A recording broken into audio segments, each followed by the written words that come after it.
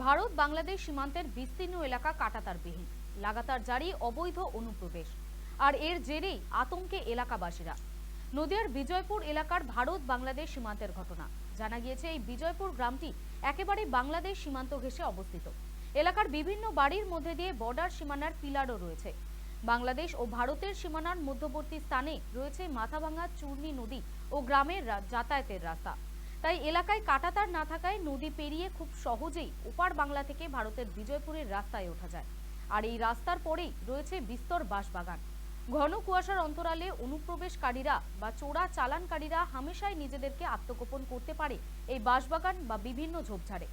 বর্তমানে বাংলাদেশের অগ্নিগর্ভ পরিস্থিতিকে হাতিয়ার করে ভারতের নাশকতার জাল বুনছে বাংলাদেশি নিষিদ্ধ জঙ্গি সংগঠনগুলি। সম্প্রতি একের পর এক জঙ্গি ধরাও পড়েছে পশ্চিমবঙ্গের বিভিন্ন প্রান্ত থেকে। আর এর জেরেই এবার আতঙ্ক বাড়ছে বাংলাদেশ সীমান্ত লাগোয়া এই বিজয়পুর গ্রামের বাসিন্দাদের মনে।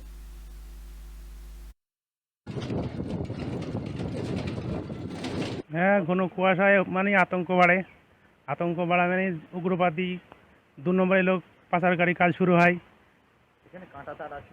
কাঁটাতার এখানে ছিল, আগে এখন আর নেই। না, ওইদিকে আছে।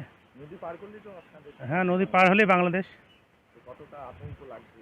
আতঙ্ক এখন তো আছেই আতঙ্ক। বিজয়পুরে বর্ডারে কত ধরাও পড়েছে, সোনা রূপো ফেন্সিডিল গেজা সবই ধরা পড়েছে। এখান থেকে মূল পথ নাকি? হ্যাঁ, এটাই মূল পথ আরও আসে, আশেপাশে আরও আছে বর্ডারে। এখানে কাঁটাতার নেই বলে সুবিধা। হ্যাঁ, এখানে কাঁটাতার নেই বলে এই কাজটা হচ্ছে বেশি।